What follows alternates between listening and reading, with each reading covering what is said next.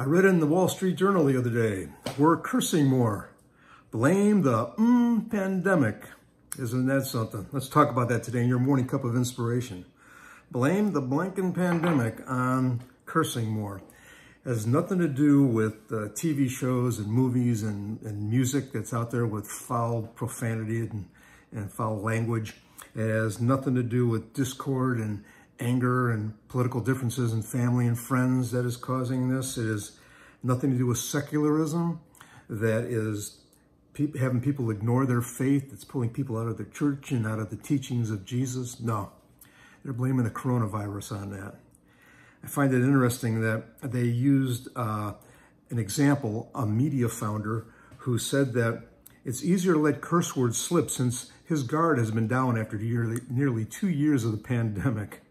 Goes on to say that he has spent hours in virtual meetings with coworkers and school board members staring into people's kitchens and living rooms while their pets and children walk by. The old boundaries between work and home have blurred, reducing formalities and often forging foxhole friends during these difficult times. I'll tell you what, my wife Deb, many of you know her, she's on the phone and on Zoom call meetings all day long.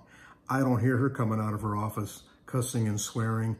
I don't hear her when we're out and about shopping and that, cussing and swearing at people. She gets upset at it. No, it's in the heart. It's not a virus or a pandemic. It's what's in the heart. The Bible tells us about that.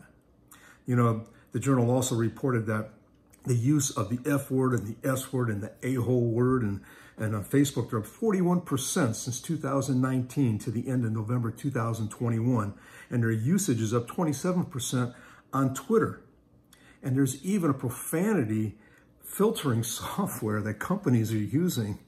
The media companies using it, regular companies are using it on forums that they have, and the filtered words have more than tripled in the last year and a half. So they want to blame the virus for this. Well, the thing that is that the virus doesn't cause a person to curse, to swear. There's nothing in the spike proteins that'll cause your neurological system to start spewing curse and swear words. No, it's what's in our heart. The Bible tells us that. What comes in our heart is what comes out, what projects. You know, Matthew 15:10 and 11 says, "And he called the people to him and said to them, 'Hear and understand, it is not what goes into the mouth that defiles a person, but what comes out of the mouth that defiles a person.'" And over in Matthew 12:36 and 37, he says, "I tell you, on the day of judgment, people will give account for every careless word they speak. For by your words you will be justified, and by your words you will be condemned."